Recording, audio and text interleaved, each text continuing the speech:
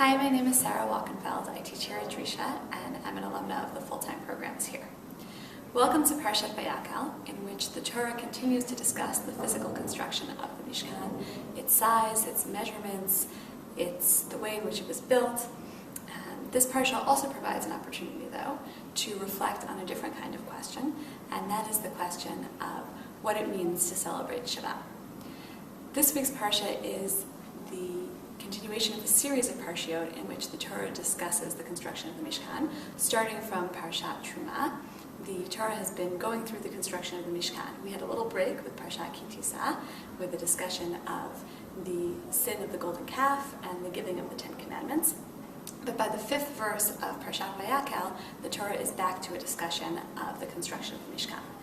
However, in those intervening 4 verses, we get 2 psukim, 2 verses that touch on Shabbat and introduce it very suddenly. Sheshet yamim ta'aseh melacha, uvayom hashvi'i yeh lachem kodesh, Shabbat Shabbaton laHashem, kol ha'oseh bo melacha yumat. For 6 days you should do your work, and on the 7th day you will have a holy day of rest for God. Anyone who does work on that day, anyone who does melacha, labor on that day, will be put to death. Lo tivaru esh b'chol moshvatechem b'yom haShabbat, and you should not kindle fires. You should not burn fires in any of your dwelling places on Shabbat. Rashi explains that the placement of these verses, coming in the midst of a discussion of the Mishkan, teaches us that even the work of the Mishkan does not supersede the observance of Shabbat. You must rest on Shabbat. You cannot continue to work on the Mishkan.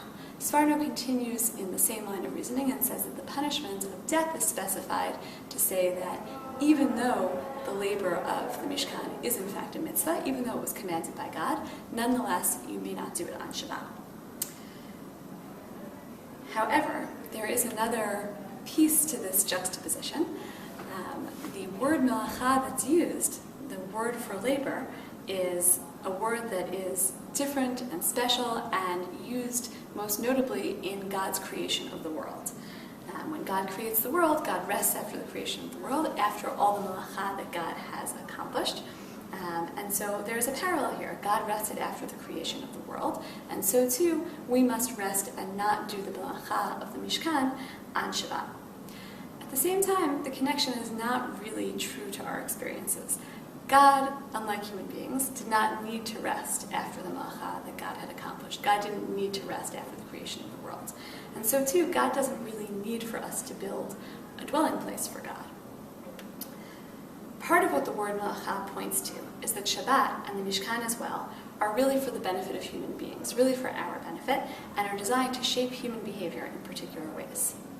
Rabbi Yitzchak Arama, a 15th century Spanish Torah commentator, writes in the Akedat Yitzchak that when we look at all the labor in the world, when we look at all of the avodah, all the possible labor that's out there, we see that there are different kinds of labor in the world, and God's rest after the creation of the world was a rest, again, not one that was necessitated by hard labor, but a rest of serenity, a rest of margoa, a rest of a feeling of accomplishment and having done something important.